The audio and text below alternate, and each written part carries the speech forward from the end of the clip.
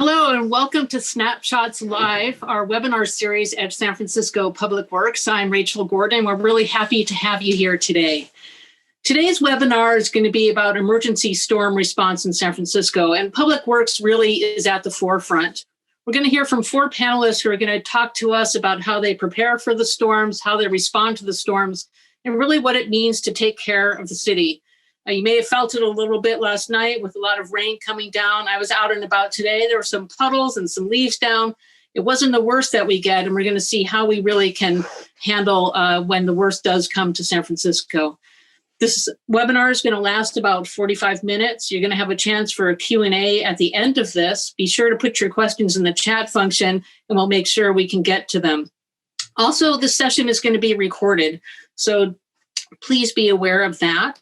But I'd like to get started right away with our panelists. We've got Bimayendra Shrestha, who is a hydraulics engineer with San Francisco Public Works, Peter Lau, who's a superintendent of street environmental services, Carla Short, our acting deputy director for operations, also known as the Queen of Trees in San Francisco, and Matt Naclerio, our superintendent of the Bureau of Street Repair. So let's get started right now. Bimo, why don't you just tell us what's going on with hydraulics engineering and storm response? Thanks, Rachel. Sure. My name is Bimayendra Shrestha. I work at Public Works Hydraulics Section along with 50 other engineers and supporting staff. And what we primarily do is we plan, study, and design sewerage and the drainage system for the city. And we do maintain a large amount of sewer and drainage related information for the city, which we provide to general public, private developers, our sister agencies throughout the city. And also we use that information for our day-to-day sewer and drainage design projects.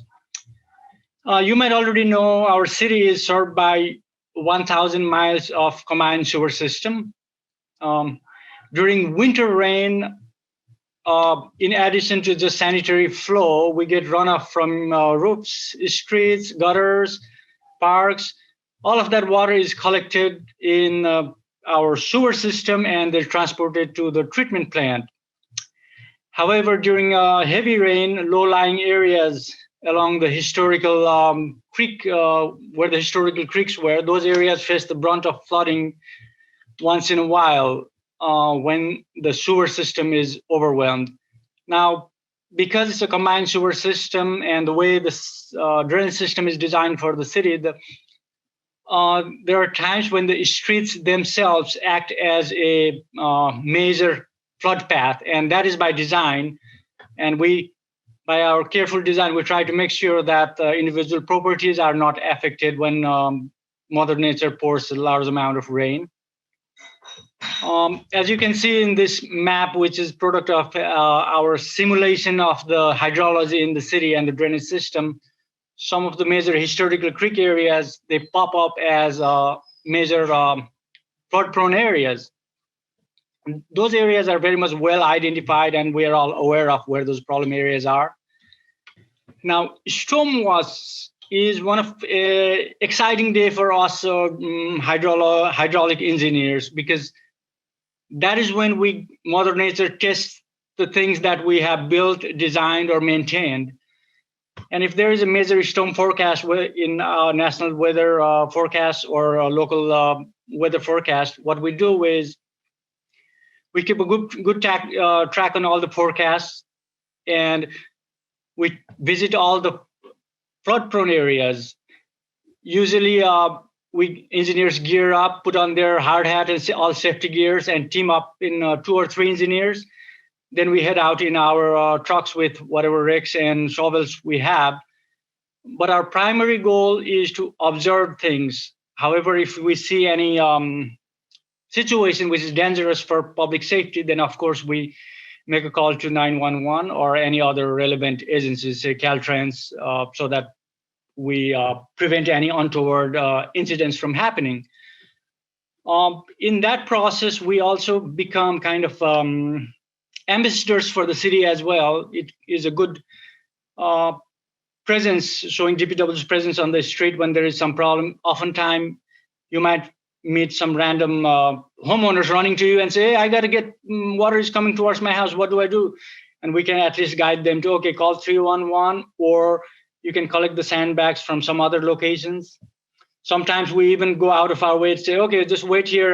We'll bring some sandbags for you. And we do that kind of thing as a gesture to show our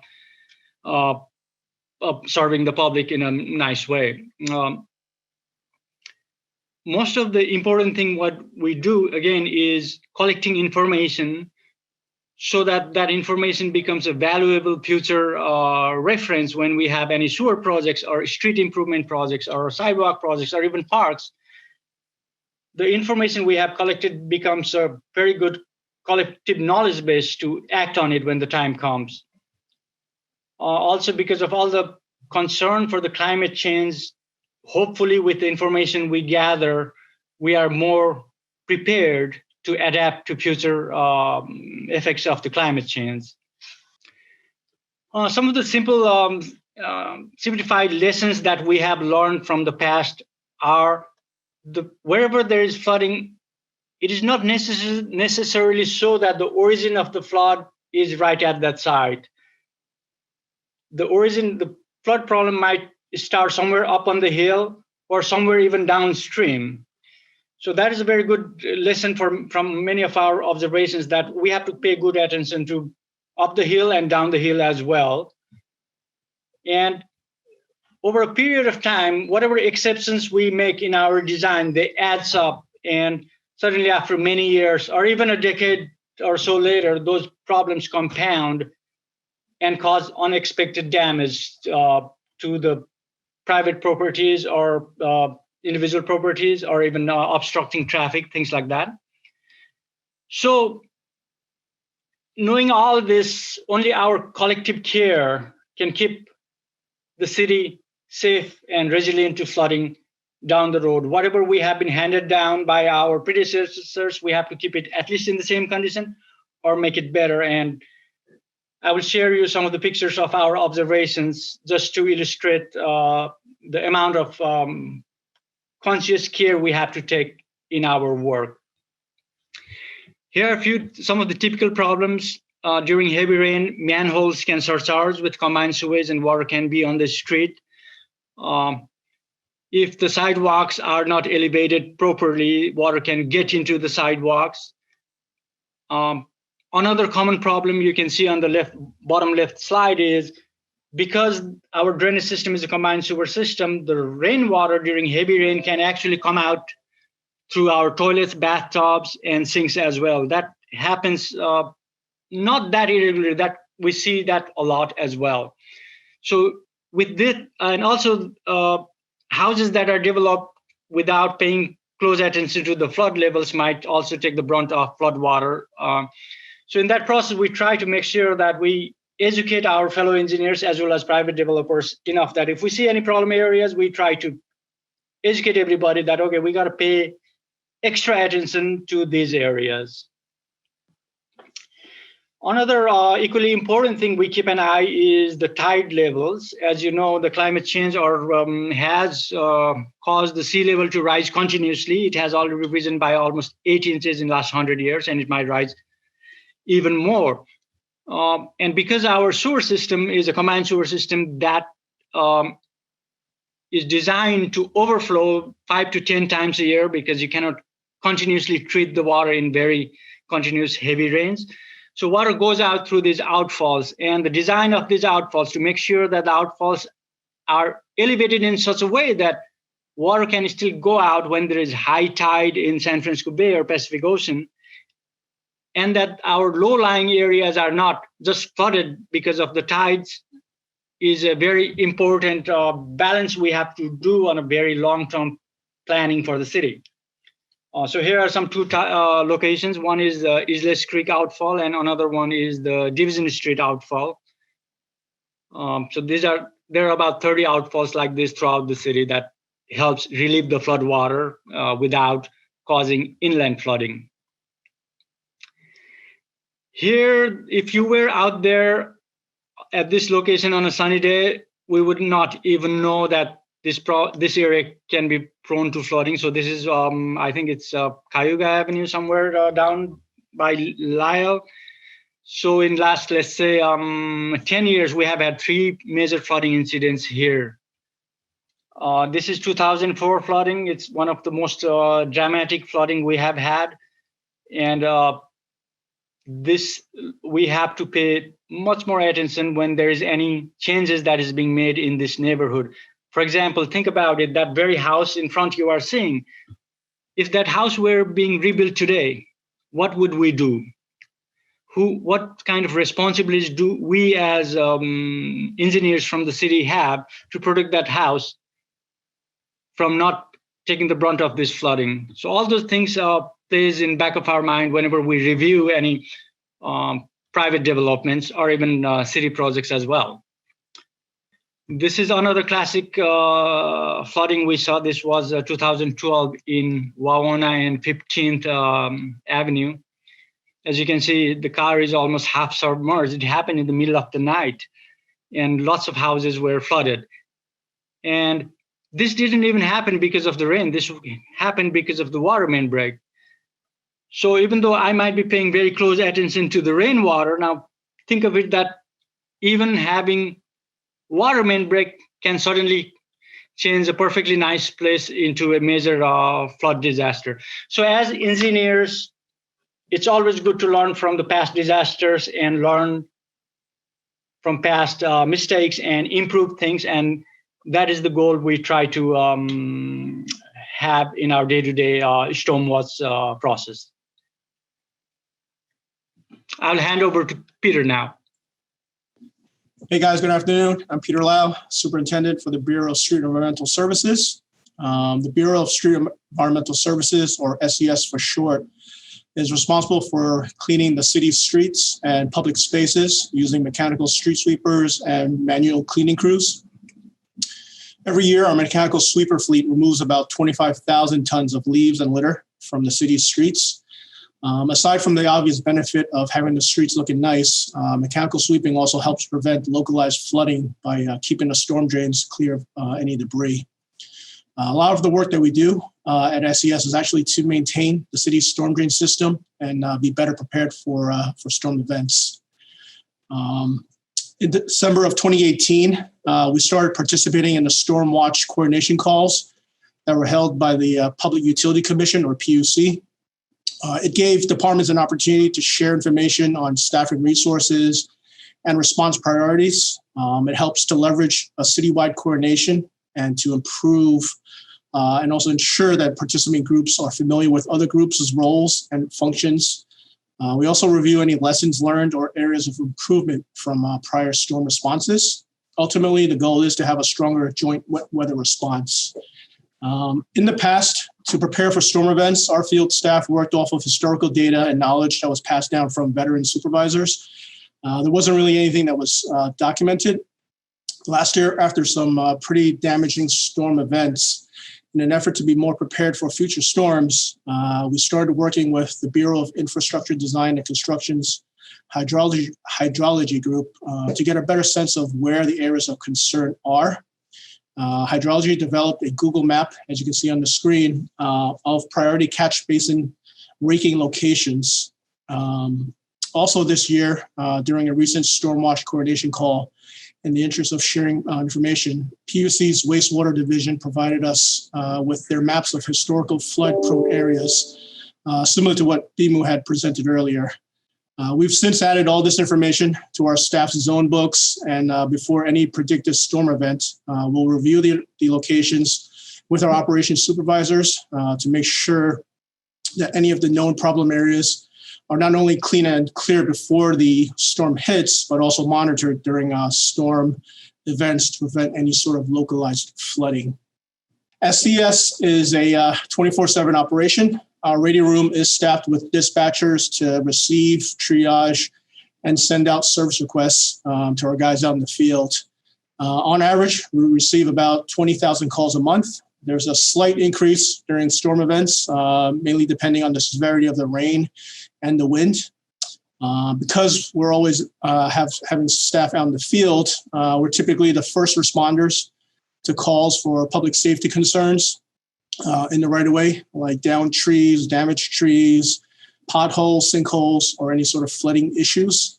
During these storm events, our dedicated staff continue to drive and work in the pouring rain and gusty winds, sometimes wading knee-deep in water, trying to relieve a clogged storm drain. They'll brave the harsh conditions, trying to make sure the city is clean and that the public is safe. After the locations have been temporarily made safe by our staff, we'll either call upon PUC to deploy their Vector trucks to relieve the clogged storm drain that are beyond our capacity. We'll also call upon the Bureau of Street and Sewer Repair to take care of any major potholes or sinkholes, or we'll call the Bureau of Urban Forestry to address any sort of major tree concerns. And with that, I'll hand it off to our Queen of Trees, Carla Short. Thanks, Peter. Good afternoon, everyone. My name is Carla Short. I'm Acting Deputy Director for Operations, but I'm here in what I consider my real job capacity, which is as Superintendent of the Bureau of Urban Forestry, to talk a little bit about tree failures during storms and what causes them and what we do to respond to them. So in general, the worst thing for trees when it comes to storms is not rain, but it's wind. And even though we talk about downed trees and everyone says how many trees were down, what we usually mean are how many tree limbs were down. But in San Francisco, we have a few species of trees where the limb itself is the size of a tree. So it can be confusing for folks. What we do notice, I'll talk about wind in a second, but as I said, wind is usually worse than rain. But what we do notice is the first rain of the season, we tend to have a lot of limbs that come down. And one theory about that is over the course of the year, everyone talks about trees cleaning the air, and they do trap particulate matter. And what we've found is that during that first rain of the season, the rain kind of sticks more to the leaves on the trees because of all the particulate matter, and that tends to make them heavy, and then we see a lot of tree limbs coming down. So while it is usually the limbs that come down, we do see entire trees that do come down. And that is more common after we've had many, many days of consistent rain. If the soil doesn't have a chance to dry out at all between rains, it can become super saturated. And that basically means that tree roots have nothing to hold on to. And so it's after many, many days of consistent rain without a break that which we haven't had in a while, but that's where we tend to see entire trees falling down. People are always asking, when there's a storm on the horizon, oh, are you going to do anything special? What are you going to do to prepare for the storm? And I say, basically, we're doing what we do every day. If we're doing our jobs right, we're inspecting trees every day, we're pruning trees every day, and we're trying to eliminate the structural flaws in trees that are likely to fail if there's a heavy windstorm. There's no way that we can dry out the soil from supersaturation. So we focus on addressing any kind of structural flaws in trees. And so our day-to-day work is in preparation for a storm every day. So one of the things that we have noticed about trees is if we have to remove the first tree or the tree on the end of a row of trees, we find that the adjacent trees are more susceptible to failure. And the reason for this is the tree that's the most exposed or at the end of the line becomes adapted to those windy conditions. So if a tree is growing up, from a young age in windy conditions, then it's actually putting on what we call reaction wood, and it's prepared to face those winds. But if a tree is growing in a sheltered condition, so if there's another tree next to it that's taking the brunt of the winds, that tree is not really prepared to get hit by a gust of wind. And so what we can see is that if we remove that windbreak tree, the first tree in the line of trees, or the most exposed tree in the line of trees, it can put the other trees at risk. So trees are cool, and I want all you engineers out there to pay attention. Trees invented the I-beam. I don't know if this slide really can show, but when trees have a long limb that's growing out, they'll put on reaction wood, and it literally will form like an I-beam, which that's what this is. I'm not sure if it's visible.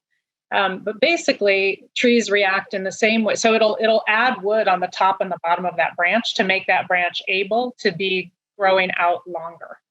And trees will do the same thing in different conditions. So they'll add reaction wood on the windy side to help stabilize them in the face of wind. And that's why we can have, if that adapted tree gets removed, there can be consequences for the other trees. But this process takes years. If anyone has ever tried to watch a tree grow, you know that it doesn't just add wood on in front of your very eyes. And so when we remove one of those edge trees, it takes years before the other trees have adapted to the wind. So this is our crew out responding. As Peter said, we're out there in the cold and the rain when everybody else wants to be snuggled up under a blanket, drinking hot cocoa. And I remember the largest or the first big storm of my career with Public Works was January 4th, 2008. That date is seared in my memory. We knew this storm was coming, and so we were planning ahead. And I had told the tree crew supervisors, if you're starting to get too many calls for you to easily triage, give me a call and I'll come in and help. And I got that call at 2:00 in the morning on a Friday morning. And Robert Stafford, who's one of our tree crew supervisors, just said, "Carla, it's starting." I was like, oh boy, here we go. So I came into work and we had over 700 calls during that storm, and our crews were working around the clock. We actually created rotations for the crews. We had landscape crews helping out, providing ground support to our arborists. And everybody was pretty bleary-eyed. We worked, 2.5 days straight. We had to send people home because they were like, I'm ready, I can still work. And I'm like, your eyes are so bloodshot, you should not be handling a chainsaw. But we got through it. It took about 3 weeks for us to finish the cleanup from that storm. And, BMU may correct me, but I remember being told afterwards that was a 100-year storm. I don't know if that's really the case. So our storm preparedness, as I said, every day we do work preparing for the storms. We try to identify those limbs that might be weak or cracked and remove them before there's a storm. But we have 2 arborists and 1 supervisor on call every day of the year, and they will respond 24/7, like the other operations bureaus, to address any trees or tree limbs that come down. And so with that, I will hand this over to Matt Naclerio, because down trees are only part of the equation. Thank you, Carla. So my name is Matt Naclerio, and I am the superintendent for the Bureau of Street and Sewer Repair, also known as BSSR. As was mentioned by the other operation bureaus, we're 24/7, and our winter response, emergency response to storms, is both for preparation for a storm, working during the storm, and then making repairs after the storm. One of the things that we do in preparation for a storm is we have a sandbag distribution at our main operations yard at 2323 Cesar Chavez, which is at the intersection of Marin Street and Kansas. So the city allows residents and businesses up to 10 free sandbags, and you need to just show us proof of residency. During COVID, we ask that if you come to get sandbags, that you, of course, wear a mask, and we ask that you load your own sandbags. Carla had mentioned one of the storms that she remembers. One of the events that sticks in my mind is our Sandbag Saturday giveaway back in 2015. This is after several years of no rain. So we had a drought, and the weather forecasters were predicting an El Nino year, and we were getting a lot of requests for sandbags at our main yard. In fact, we couldn't keep up. So we worked with the director and established 4 locations throughout the city where we were giving out sandbags. And in those 2 weekends, those 2 Saturdays, we distributed 10,000 sandbags, which is over what a normal year would be. Because of the heavy rains that year, we distributed over 24,000 sandbags that year. During a storm, there may be flooding, as Peter mentioned, and the Bureau of Street and Environmental Services, or SES, will contact our on-call supervisor and let us know when streets are flooded or if there's a major sinkhole or other pavement damage. So we will go in and we will install road closures or tridents or, if necessary, K-rails. This is a photo of what we don't like to see. This is a sinkhole that occurred at Lake and 16th Street back in 2014. And you can see that there's a gas line exposed there. So not only is it dangerous for the pavement and the street, but it's also dangerous for the residents in the area because if that gas line were to be damaged, there would be it would be a dire situation. So during a storm, we also have to take care of pothole repairs.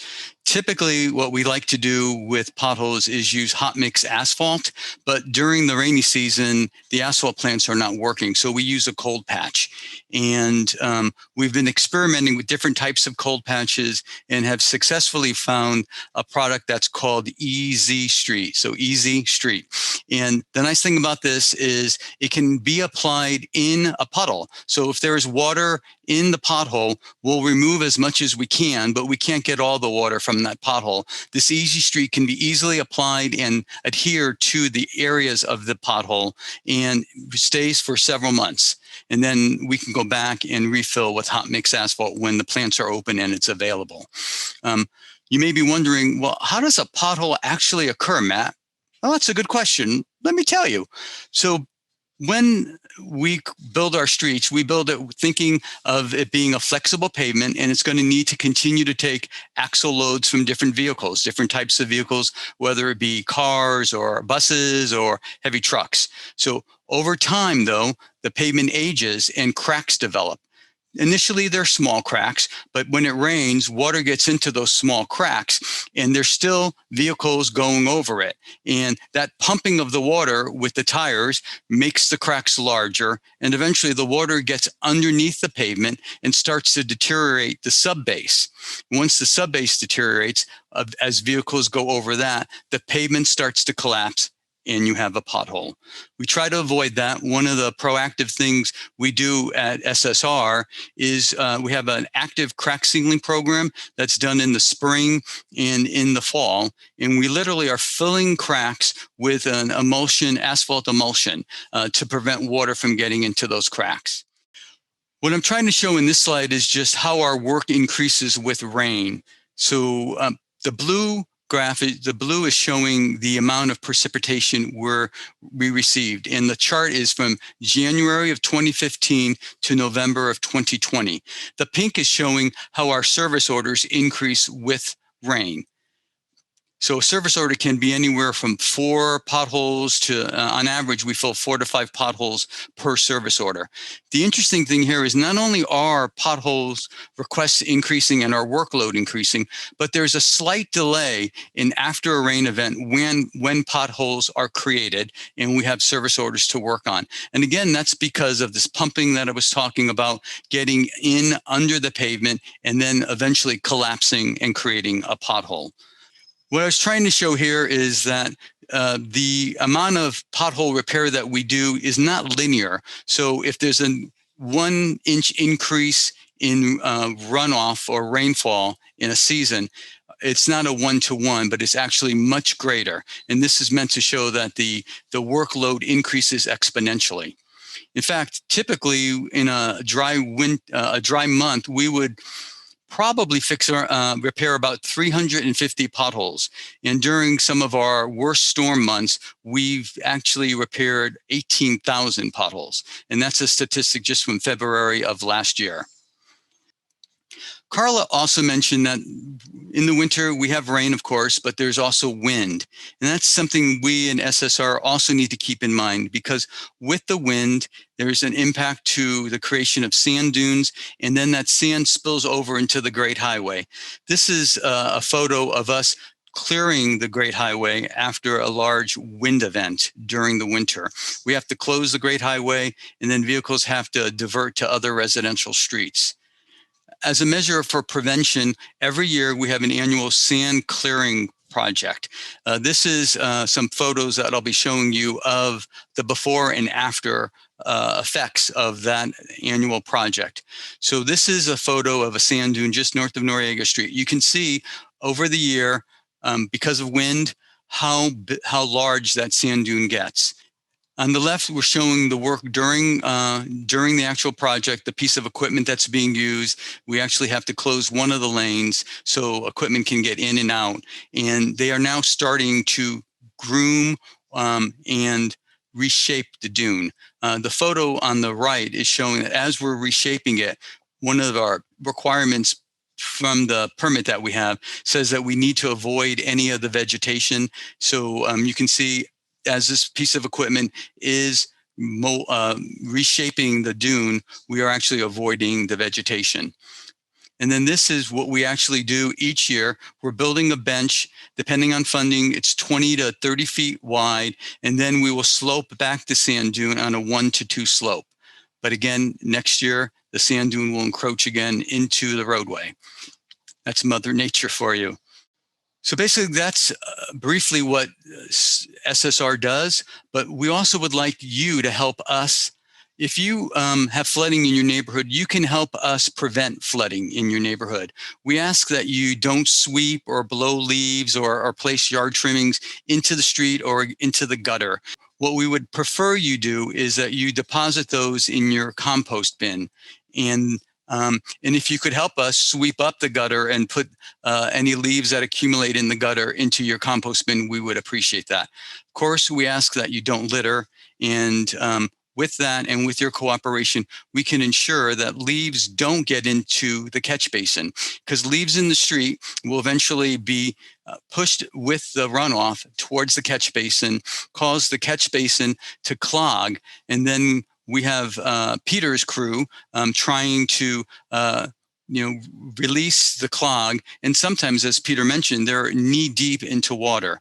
So please help us help you prevent your neighborhood from flooding. I'd like to now turn over to Ben. Thank you, Matt, and thank you to the rest of our panelists as well for giving us the rundown on Public Works' storm response and preparation efforts. My name is Ben Peterson. I'm on the Public Works communications team, and I'm going to be facilitating the Q&A portion of today's webinar. If you have questions and you haven't submitted them already, you can do so by clicking the Q&A button at the bottom of your screen, or just by sending it through the chat, and we'll try to get through as many questions with the time that we have remaining. Our first question, I think it might be to Bimu, might be the best person to answer this. One of the audience members is asking, has the city updated the sewer system at Cayuga and Rousseau cul-de-sac that flooded in 2008, 2014, and 2016? Yeah, and, thanks. That one's in the chat too, if you want to refer to it. Okay, thanks for a very good question. No, we have not yet updated any sewer on Cayuga yet. PUC is in the process of studying downstream sewer capacities now. I think based on the outcome of those studies, things may be better. However, I want to emphasize that prevention is much better than cure. I mean, had we been in this, if we knew that today, we would make sure that those houses would be built flood safe. So there are many other locations like that where our action today can make things better 50 years down the road.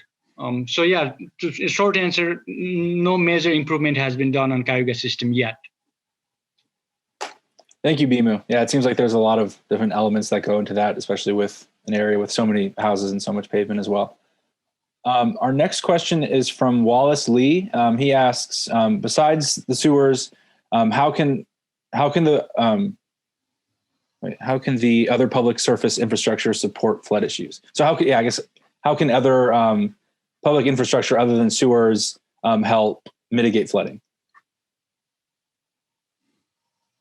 And I guess this is an open question to whoever might have an idea on how to answer that. Can I dive in, Ben? Sure thing. It's a great question from an urban forestry perspective. So actually planting trees does help mitigate stormwater issues in two ways. One is that the canopies of the trees slow down the flow of water. And so if we can slow down the flow of water, then we can hopefully give the sewer system time to absorb the water. So it actually makes less going in all at once, which can hopefully help avoid overflowing the sewer system. But also we can plant other landscaped areas. Anytime you remove the pavement, you reduce the amount of flow that's going into the sewer system. So planting trees, the roots will absorb water as well, and the basin that they're planted in will absorb water. But if we do understory plantings, and with urban forestry, we consider all the plants in the city as part of our urban forest. So landscaped areas, median areas, all of those areas that reduce the amount of pavement also reduce the amount of water flow. And so, from our perspective, that is our green infrastructure, and it should be treated as significantly as other infrastructure in the city. Yeah, I can add a little bit more to that as well.